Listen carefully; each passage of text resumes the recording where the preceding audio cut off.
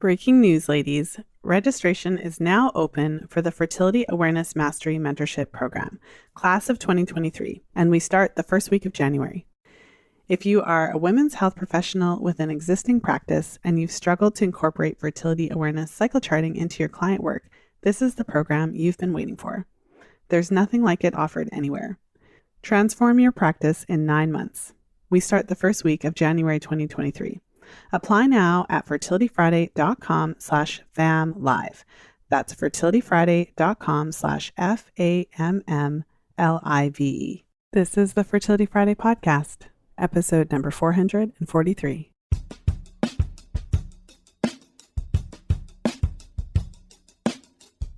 Welcome to the Fertility Friday podcast, your source for information about the fertility awareness method and all things fertility. I'm your host, Lisa Hendrickson-Jack. I'm the author of The Fifth Vital Sign and the Fertility Awareness Mastery Charting Workbook. I'm a certified fertility awareness educator and holistic reproductive health practitioner with over 20 years of experience teaching women to connect to their fifth vital sign through menstrual cycle charting, balancing hormone health, and optimizing the menstrual cycle without hormones.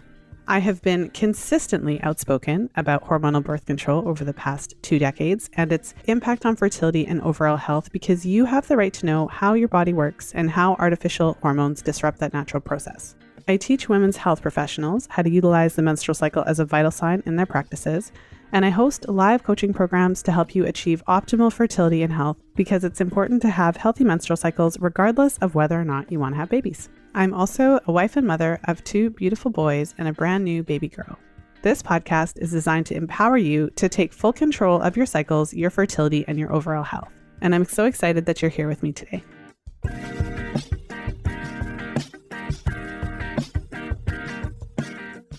Today I'm sharing another brand new episode in my Fertility Awareness Mastery Mentorship Practitioner series. In today's episode, I'm sharing my interview with Katy Ewan. And in today's interview, we delve into PMDD, which in many ways is an exacerbated and much more severe form of PMS. It has come up a couple of times on previous podcast episodes, and I'll be sure to link those episodes in the show notes page. Today's episode, we go really deep into Katy's experience with PMDD and how charting her cycle and going through the FAMM process has shifted that for her. So a really powerful story that I'm excited to share with you today. So before we jump into today's episode, let me share a little bit about Katy. Katy Ewan, also known as Reflex East, is a reflexologist based in East London, England. She has been supporting people with their fertility and reproductive challenges with the calming power of reflexology in her private practice for 3 years.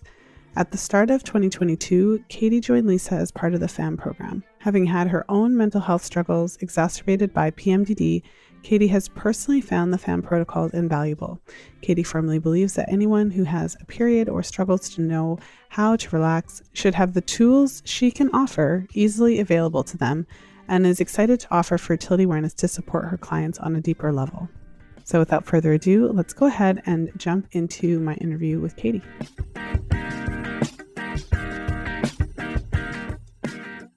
And I'm excited to be here today with Katy. Katy is a member, obviously, of this year's FAMM program. And at this point, we are almost officially done. We have about a month left or so before the program is done.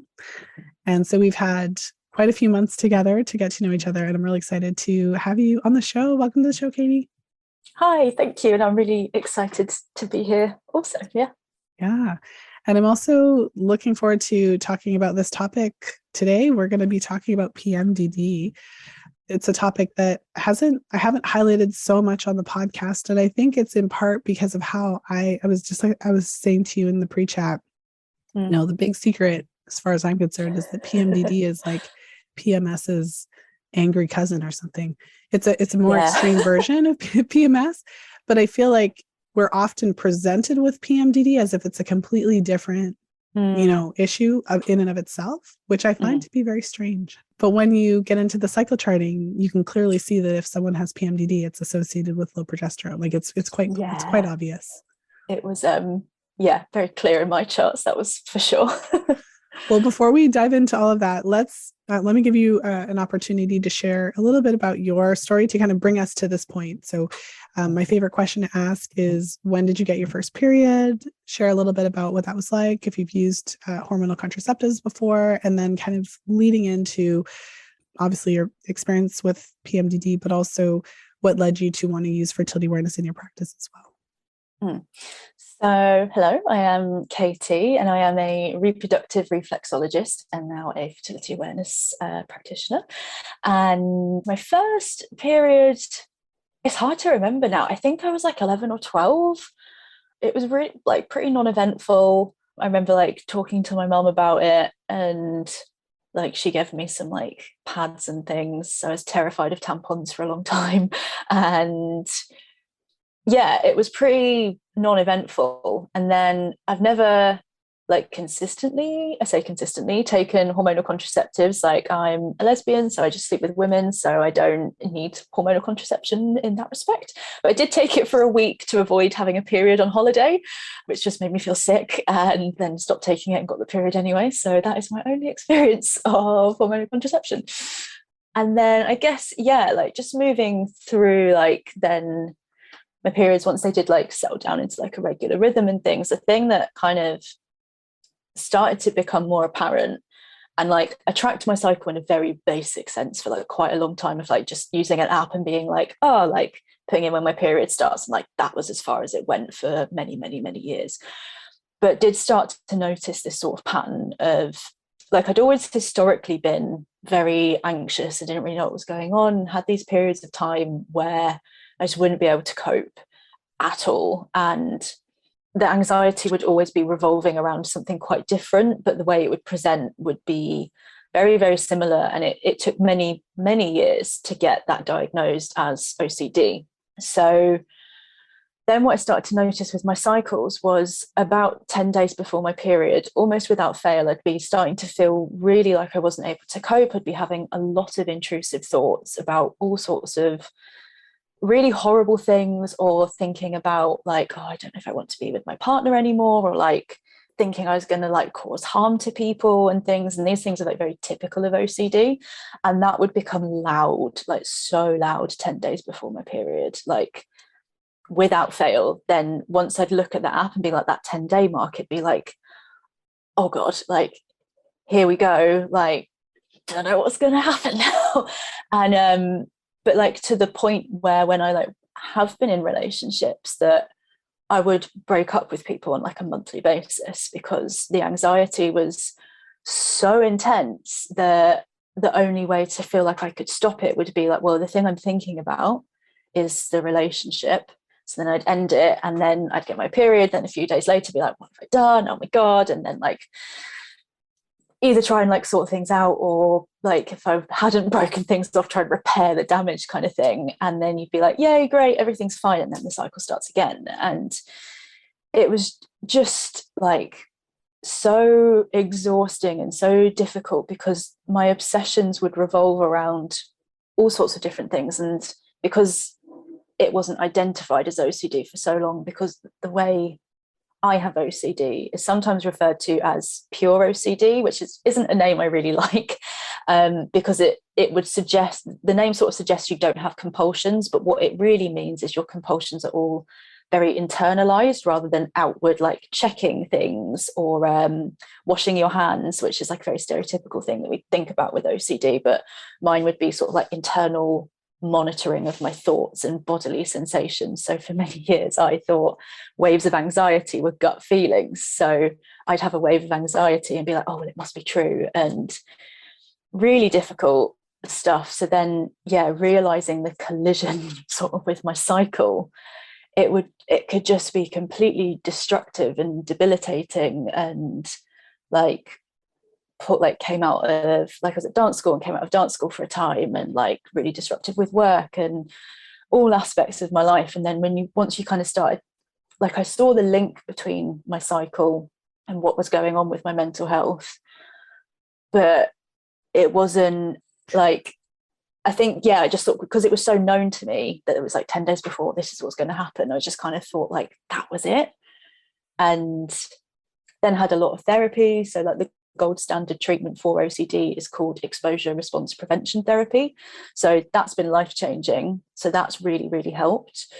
But then like coming into the FAMM program, like did not appreciate what I would learn about myself in there.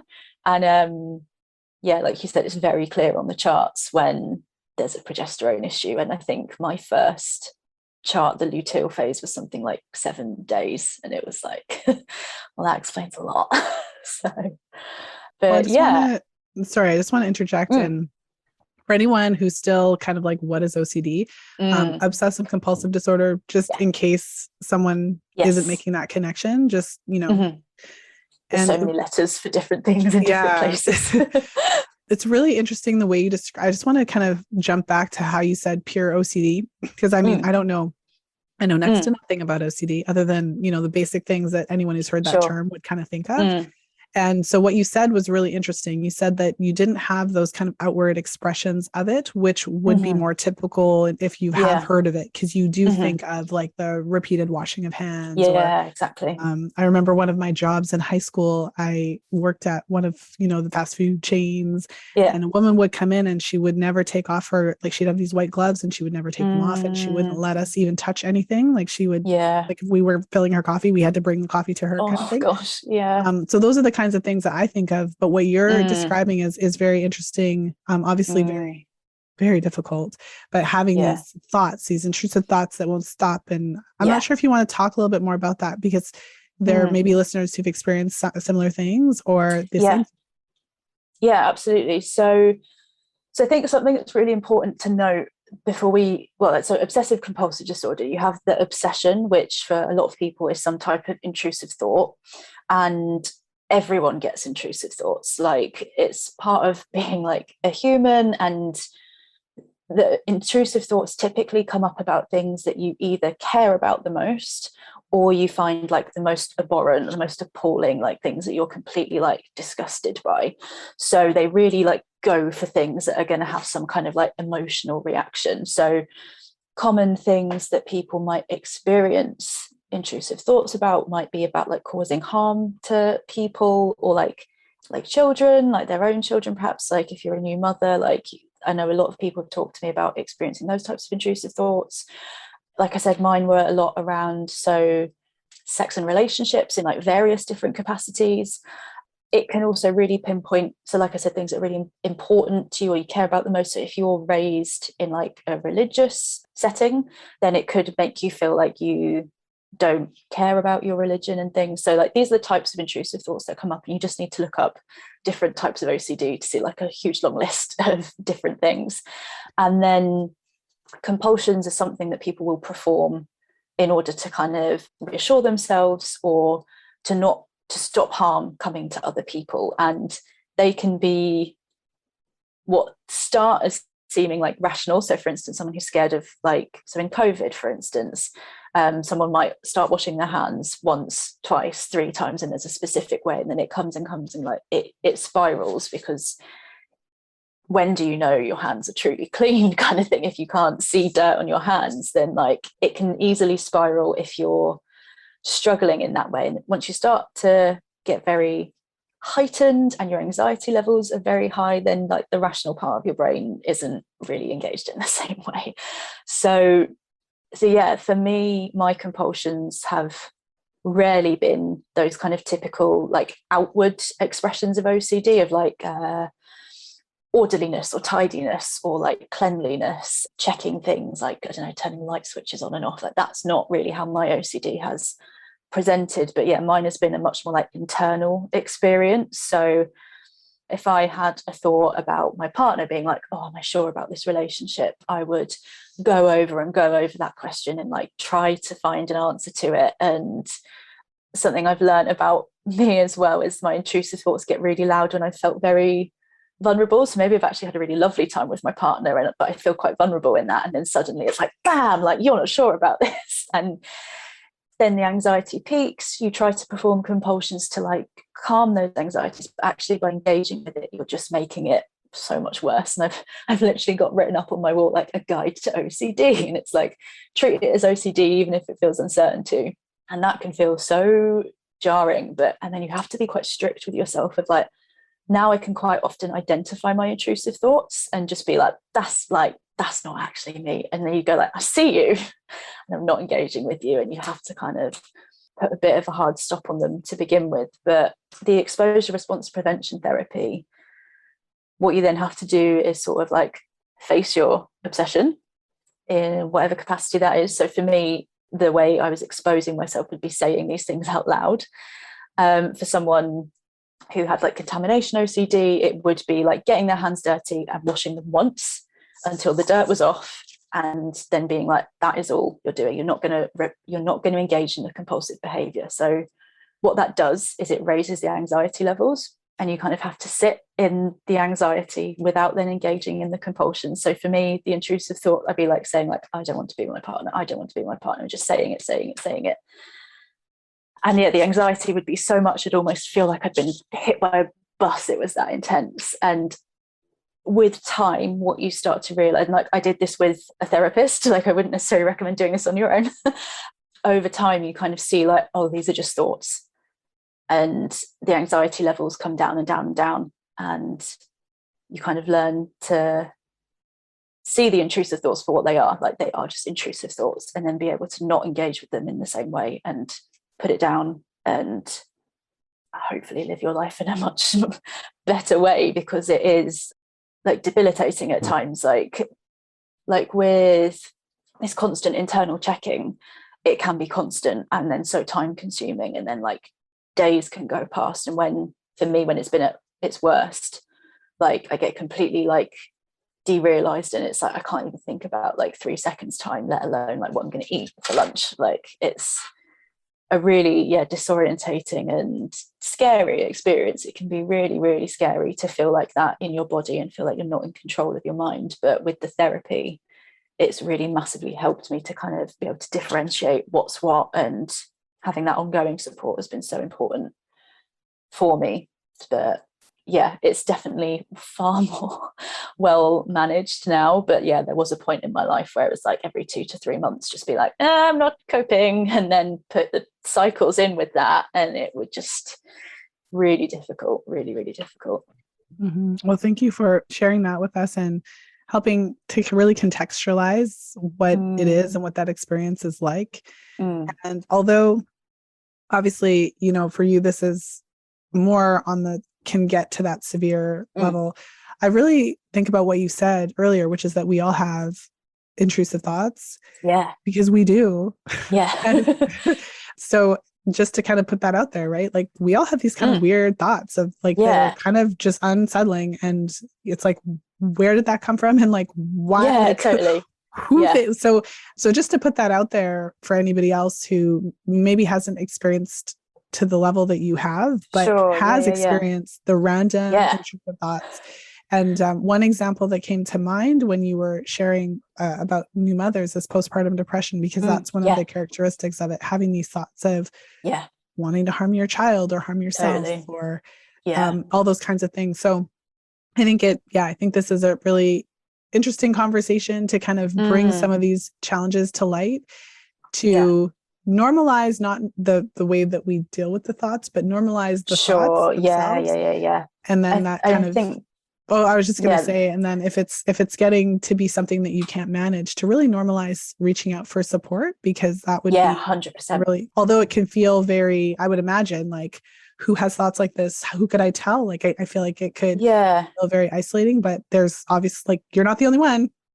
No, 100%. I think that was one of the things that I found really reassuring, was once I started to kind of speak about it a bit more, like with friends and then in other places. And now I feel quite comfortable talking about intrusive thoughts, where it's just like, it is such a common experience, but because intrusive thoughts are intrusive and often about really, like I said, like abhorrent things or taboo subjects, that like we don't talk about them, but so unbelievably common. And I think that's the thing of like being able to normalize that having these horrible thoughts every once in a while it's part of being human. It's then how you react to them. And if you're really struggling with these intrusive thoughts and the reaction to them is interfering with your life, then that's the point that it's so helpful to reach out, because then you can help to reframe them and see them in a different way, and just know that it's a normal part of the human experience, and it's okay to have them, and it's okay to have them and be like, I see you, bye, like, and then not engage with them. Yeah, this is what you said. You're like, that's not me. So it's kind of like, yeah. Popping into today's episode with a quick question. Do you like paper charting? Today's episode is brought to you by the Fertility Awareness Mastery Charting Workbook. This is the first beautifully designed, fully customizable paper charting workbook designed with you in mind. With 3 years worth of charting pages, the Fertility Awareness Mastery Charting Workbook has you covered. If you've been looking for a solid alternative to charting apps, you'll love this charting workbook. The FAMM Charting Workbook is available in both Fahrenheit and Celsius editions and is available in spiral-bound, paperback, and ebook versions. Head over to fertilityfriday.com/workbook to order your copy today. That's fertilityfriday.com/workbook. Now let's go ahead and jump back into today's episode.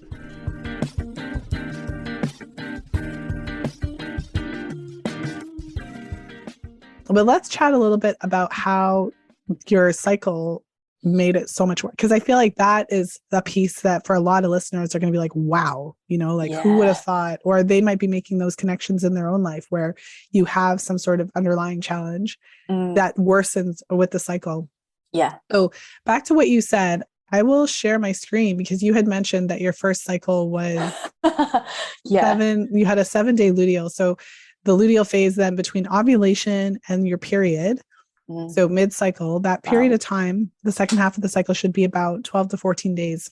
So ironically, when we had our first conversation, I feel like I was quite clear on the fact that you had an issue with progesterone. And we had, when I was looking at the whole picture, there was a lot of very specific things that were huge flags to me that were all fixable. Because I was like, I don't know if you're getting enough protein for your activity level.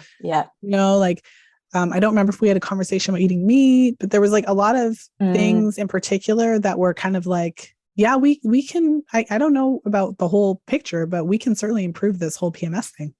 Yeah, definitely. It's so funny looking at this now. It's just like, wow, 7 days. And I think that is so, not that I was charting in this way before I came into the program, but I feel like that's so typical of what must have been happening before, because that 10-day mark before my period was so clear of like, now everything goes downhill. And I guess in terms of the experience, just everything intensifies. And like I said, the intrusive thoughts are a very normal part of being human. And in that first part of my cycle, I'd kind of be like, whatever, more in recent years when I've had some therapy in the past, it definitely got worse in those 10 days, but it wasn't so easy to be like, whatever. But in the last sort of 3 to 5 years, let's say, the follicular part of my cycle would just kind of be quite good, quite happy, a bit more energy, just generally feeling a lot more settled in myself. And then that 10-day mark, it was just I often refer to PMS as period doom, of this impending sense of doom and the world's going to end. And that's what it feels like, just this sudden switch of oh God, just nothing's quite right. And then suddenly feeling very unsure of myself. And then, with that kind of anxiety creeping in, it's so much easier to buy into the intrusive thoughts. And then they just snowball and would go and go and go and go, and to the point where it's just you basically feel like you're having a panic attack for the vast majority of the time you're awake. And I think that's, it just really would intensify any kind of experience, to the point where it'd just be it'd be willing my period to come, just to be I know this is going to be the thing that's going to just let it all release, and feel as soon as my period would come, it would just be this huge sense of relief of oh, okay, it is my period, and in 2 to 3 days I'm going to start to feel more normal again, and be so grateful for that coming, but then also very concerned about I've only almost feeling desperate to make the most of every day that you feel all right, because you know it's going to go downhill again.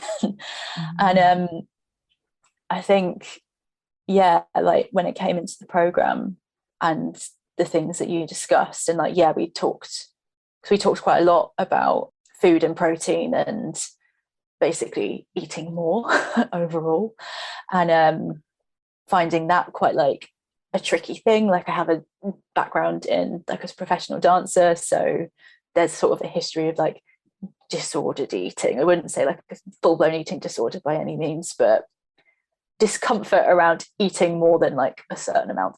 And like I was vegetarian for like 3 years or something, and like introduced meat like 6 months maybe before the program, and yeah, just like upping that protein intake significantly.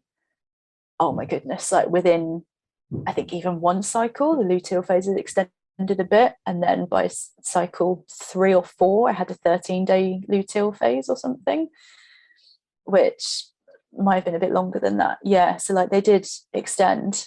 I've definitely got one, must have been the one after, so cycle 5 in the thing where I had a 13-day luteal. And but even that is huge. So yeah, anyone who follows charting information, because I often get this question of, is it possible for the luteal phase to kind of vary? Because if you read kind of Taking Charge of Your Fertility and other classic fertility awareness information, it clearly states that the luteal phase is a lot less variable, which is true. Yeah. And for most women who have a normal, healthy cycle, the luteal phase doesn't vary that much. So it might vary between 1 to 2 days per cycle. But what I see in my practice is that it can actually vary a bit if it's too short. Yes. So in your case, because 7 days is not ever okay. No. 7 days is like an emergency. No, I can tell you it didn't feel okay either. No, like, it's not okay. No. And so that would mean that we have a variation from 7 days to 13 days, which is 5 days. But think about what that means hormonally. That's 5 more days of sufficient progesterone. Yeah. Like that's like as we went through the program and I got more comfortable with like fertility awareness in itself, I started to chart more of my like emotional kind of ups and downs. And I wish that like I'd had more of that earlier on, because there was a cycle quite early on after like introducing like some of the supplement protocols, upping the protein, kind of adjusting activity levels a bit.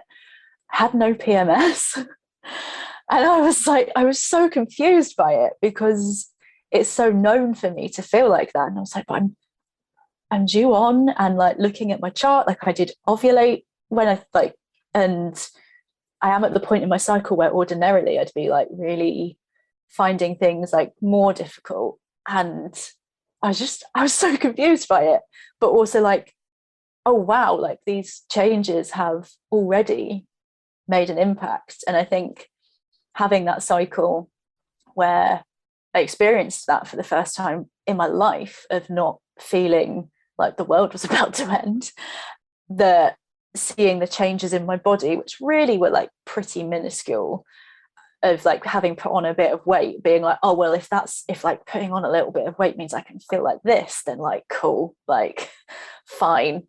And actually like at the start of last month, September, had a really bad episode of OCD, which I haven't had in about 18 months. So it kind of came as a bit of a shock to me to be like, oh, wow, we're back here. Like my cycle was really impacted by that. But there's a point I wanted to make about, I've lost my track. That was it. So when I get very stressed out and in these episodes of OCD, my appetite does just disappear. I lost quite a lot of weight very quickly, and for the first time in my life as well, of being like very much wanting to put that weight back on, whereas other times when I had those episodes, particularly at dance school, it was encouraged to stay at that weight. And now I'm like, nah, no, like let's get it back on, like, because I felt great then and I want to feel like that again. So like that's been a really positive like mindset shift that I did not anticipate coming from this. And obviously it makes total sense that if we're coming in as practitioners to learn this ourselves, but like I really didn't expect to have this experience from the program. And like I'm so glad I've had, because it's just really shifted my perspective on all sorts of different things as well. It's so fascinating to hear your experience. I've got a few, like I thought about all these different points I want to ask you about, so I'll try to remember them all. The first one was because you said you had this first cycle in your life, basically, where you didn't have PMS. So maybe just take us through again, because basically your experience of PMS symptoms would be what I would call PMDD, coupled with the OCD, right? Like being a snowball of things together. Yeah. But essentially, many women who experience PMDD experience something similar, where it's because I don't have the definition in front of me, but basically the debilitating part has to be there. So with PMDD, it means that it's debilitating and it's impacting your life in a negative way, and you're having a hard time working or functioning. That's when it crosses over into the PMDD territory. And so this is one of the interesting things about cycle charting and kind of putting it together, because instead of just looking at this issue by itself, now we're placing it in the cycle and looking at the whole picture, how it works together. So I don't know. I'm trying to think of the question I was going to ask about that. But now that you have that experience of having a cycle without that, I don't know. Like, tell me what you think about that. Because I mean, before, like, I would imagine, because it's not always the same thing with the PMDD, but I work with many clients who've had similar things, whether it's pain and they've never had a cycle without pain, or, you know, something like that. And you don't even think it's possible. Like, this is something you've been dealing with your whole life.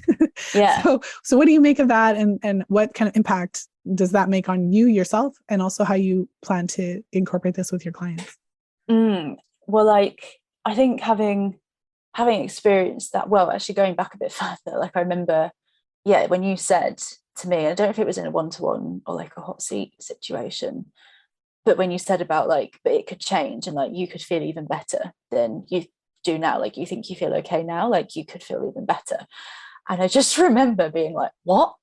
And like, so honestly felt like someone had like blown the top of my head off. Like, I was just like, just couldn't get my head around that, like it could actually change, which is kind of silly considering I work with people, supporting them with their periods and like see things change for them, that I couldn't apply that own thing to myself. So then when I did experience that, I was like just so shocked again, and like in a really positive way, but just like, oh wow, like it's possible.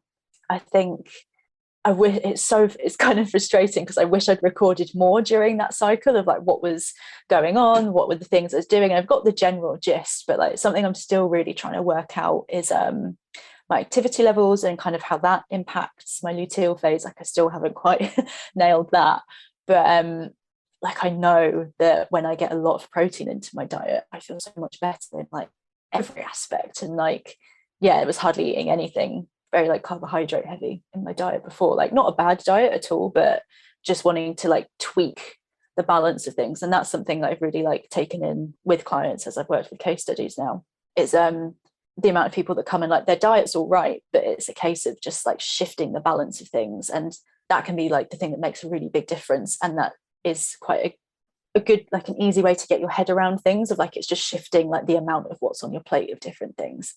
And I think like then working with clients and like having had my own experience of learning and charting and knowing that one, it can take a bit of time to get your head around the charting elements. Like so far, everyone that I've taught has got it way quicker than I ever did. But I think it reassures them to be like, I learned this, it took a bit of time, like we'll go at your speed. And like, that's been a really helpful tool. And like, then, I've had my own experience of like, I've used these protocols and they've made a massive difference to me. Like, I think it's really helpful to clients to see that like you're a human as well, and like you've worked through elements of this and you're still working on other elements, but like these are the tools I've used and now I'm giving them to you. And I think that's been really powerful and really impactful to have like very practical things and very clear protocols of how to treat clients and work with clients. And like I think it's just been such a brilliant addition to how I've been working with people so far. Well, in your experience, it really speaks to, I think, something important, which is obviously there's an issue there, you know, and doing this approach doesn't remove the issue. It's something you'll always be dealing with. However, with all of the therapy and treatments and protocols that you did in your own life, the whole like, what are you eating? Why is this being exacerbated by your cycle? That question wasn't being addressed. And so in the program, for anyone who's kind of like, why do they keep talking about protein? Right? It's like, why do they keep talking about, it's not just because we like meat or whatever. It's because there's certain foundations that we have to put in place in order to make hormones, in order to have a healthy cycle, in order to balance our hormones as cycling women so that it doesn't throw us into all kinds of problems. Yeah. And so part of what we're doing is going to that basic foundation and using the cycle as a starting point, balancing those hormones and seeing what happens. And often what happens when we do that is we feel a lot better in other areas of our life. So when I was approaching this with you, Katy, as I'm sure that you approach it with clients, I wasn't actually saying, I wasn't saying I'm going to fix their PMD. Like basically, even though that's kind of what we're hoping for, right? Yeah, of course. What I was saying was, whoa, like this cycle, we need to organize this a little bit better. Let's organize your luteal so that it's not 7 days. Yeah. And support your hormone production a little bit and then see what happens. Yeah, completely. And like getting those foundations in place is just so important. And like, so the large proportion of my work so far has been as a reflexologist. So it's like holistic therapy, and we perform, it's all on the feet. So there's different parts of the feet that correspond to the body. And by working on the feet, we can have an impact throughout. But the thing that I firmly believe is the powerful thing in reflexology is the relaxation element, and like helping people to manage their stress and bring them down from that like really heightened level to a much more calm and like regulated state. And I think relaxation, stress management being part of that, kind of like those foundational elements, like they're things that we often know, but because we're like, I kind of know I should relax more, I need to sleep better, like it's so easy to dismiss them, and yet they're the things that like underpin everything. And I think that's been a really great part of the program, is like, looking at the foundational factors and like really addressing each individual aspect, and then seeing, and it's so exciting when you see it in the chart, like the things change and you're like, yes, like it's happening. Like I just think getting those foundations in place is unbelievably important. Popping into today's episode with a special invitation. Join me on November 30th at 12:30 Eastern for a live masterclass all about incorporating the menstrual cycle as a vital sign into your professional practice. I'll be sharing what I've learned over the past 20 years as a fertility awareness educator, as well as what I've learned from taking dozens of women's health professionals through the FAMM process. You'll want to register even if you're not able to join us live, because I'll be sending out a link to the replay. Head over to fertilityfriday.com/live to register today. That's fertilityfriday.com/LIVE. Now let's go ahead and jump back into today's episode.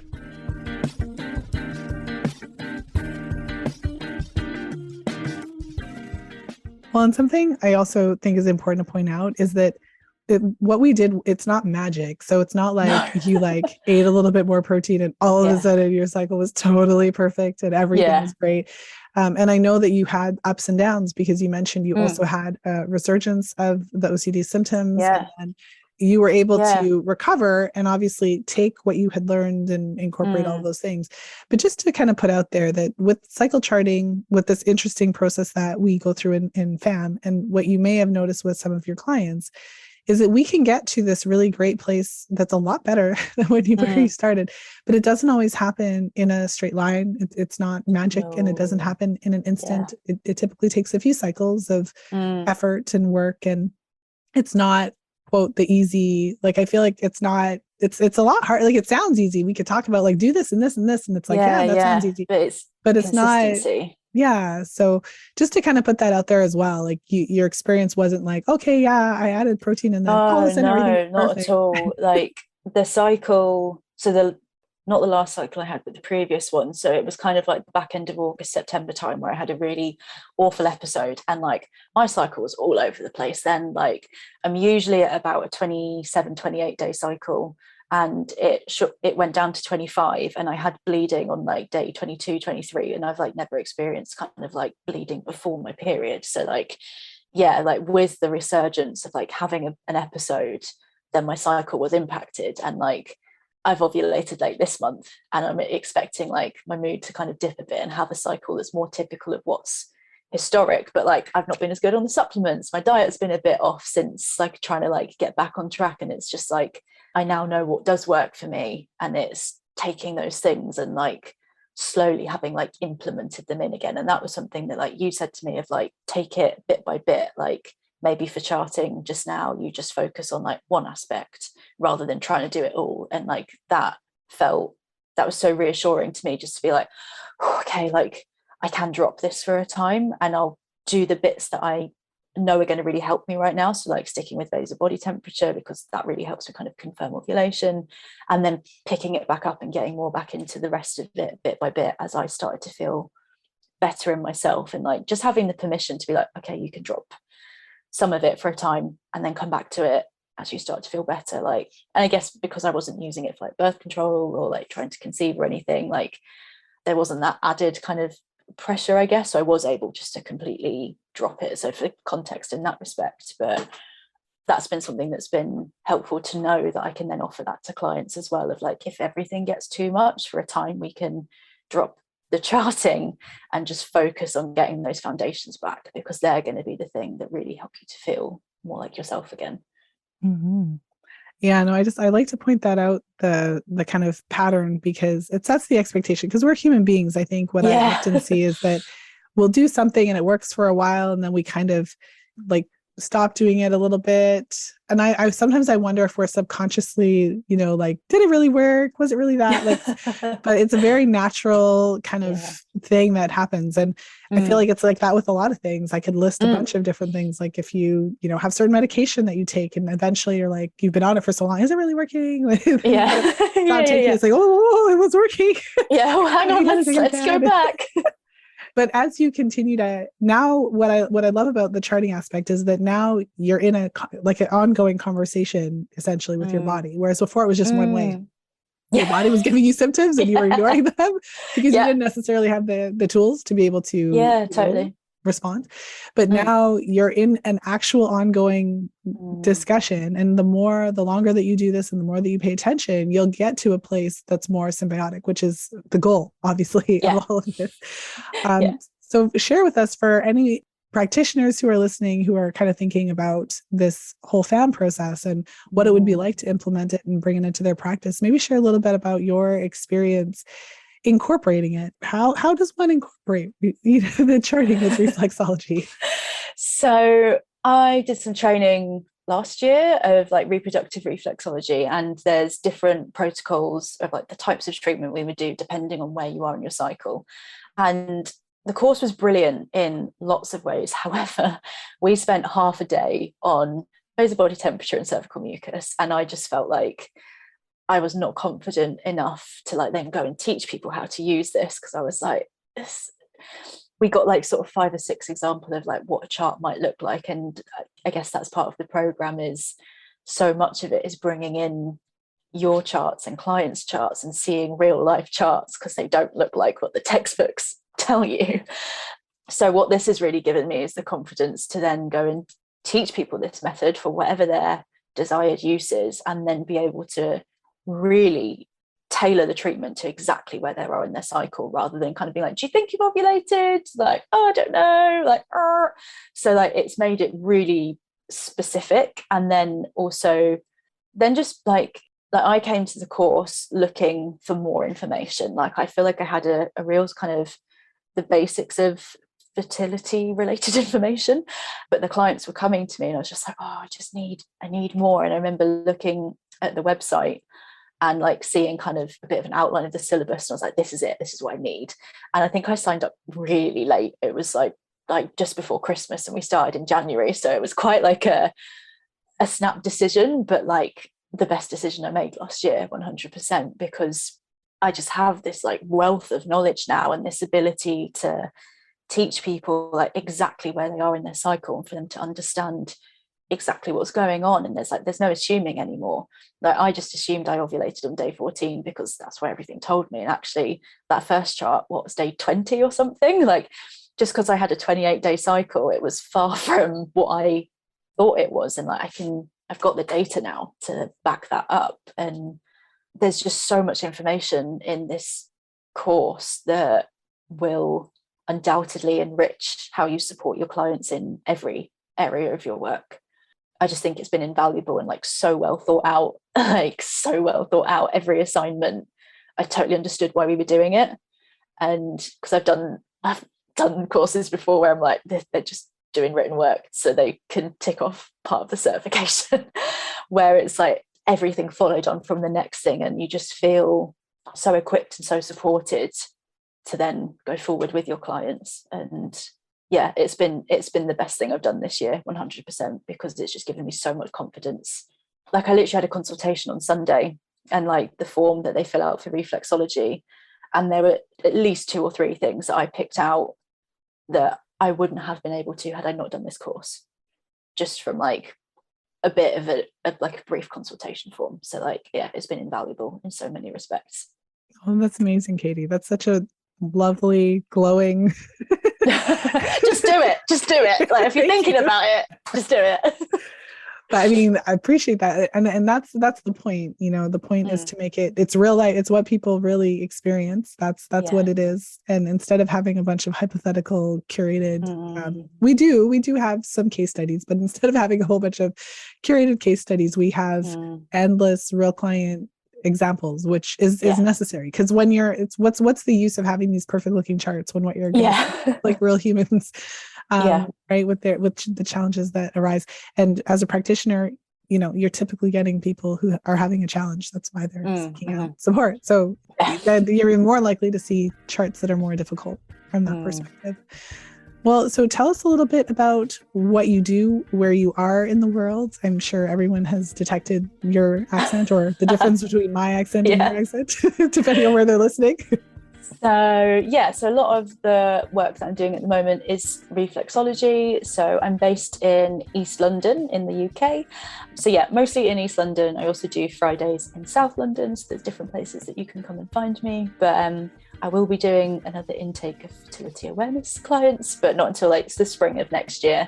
And that's all online. So then I can work with anyone now. So that's been a really nice thing to then add to what I can offer is this online element. So I mean, you can find me online on Instagram is where I'm most active. So Reflex East is like the tag, hence so like Reflexology in East London. Yeah, that's me, I guess. And do you have a website or? Yeah, website is reflexeast.com. Awesome. Well, I'll make sure to link all the places so you can find Katy if you're lucky enough to live in East London. And I mean, thank you for being here. I'm really excited to share this episode. I feel like we really touched on some things that I've never brought up on the podcast before. So I feel like this episode is going to be really eye-opening for everybody. Great. Thank you for having me. Thank you for listening. If you enjoyed today's show, please share it with a friend. You'll find the show notes page for today's episode over at fertilityfriday.com/443. I hope that you enjoyed today's episode with Katy. I mean, what a powerful story and experience. I certainly learned quite a bit today about OCD and the different ways it can present, and also how it can be exacerbated by hormonal issues, menstrual cycle challenges, PMDD. And it's really interesting when you look at the menstrual cycle as a vital sign, instead of chasing individual symptoms, simply working on the basic steps required to balance hormones and to optimize menstrual cycle health. It's really amazing what other symptoms can improve and level out. As I was saying to Katy, can't remember if it was on or off air, when we started to jump into this program together and taking her through what I call the FAMM process, chart analysis, I wasn't trying to improve her OCD. I was trying to improve her cycle, normalize her hormones so that we could address the very, very, very stark, quite obvious issue with progesterone production. And so that was the focus, really, to balance the cycle. So it's really fascinating to then see what comes out of that. And so in Katy's experience, it was very dramatic, with a significant improvement in her mental health and how the OCD intermixes with the PMDD. And I've seen similar results in different ways with other clients, again, focusing on the menstrual cycle, balancing hormones, and supporting general health in that way, seeing how that spills over into other areas of your life. And so the same FAMM process that I took Katy through, she has learned through the program to take her own clients through. And that's essentially one of the huge pieces of the mentorship program, which is to help you to understand how to not only to support your clients to chart their cycle so that you can correctly interpret what's happening hormonally, but also to provide them with the tools to balance the hormones in the cycle, normalize the menstrual cycle, and start to see those improvements, which is a really fun process, very empowering to see how much the menstrual cycle can be improved by following these steps and really focusing on these aspects of health. So like I said, I hope you enjoyed today's episode with Katy. I just want to thank you again, Katy, for coming on the show and sharing your experience. It was such a great opportunity to shed light on OCD and similar conditions and just normalize some of the challenges that we all go through.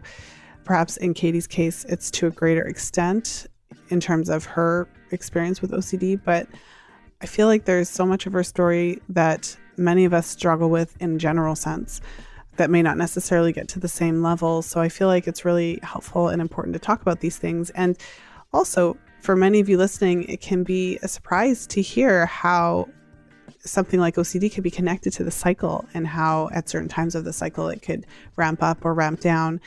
This is not something that is new or surprising to me because I've been in this field for so long and I've heard so many similar stories, but I feel like it also sheds light on that aspect. It really anchors our conversation with a huge reminder that the menstrual cycle is a vital sign. And when the cycle's off, it makes everything else worse.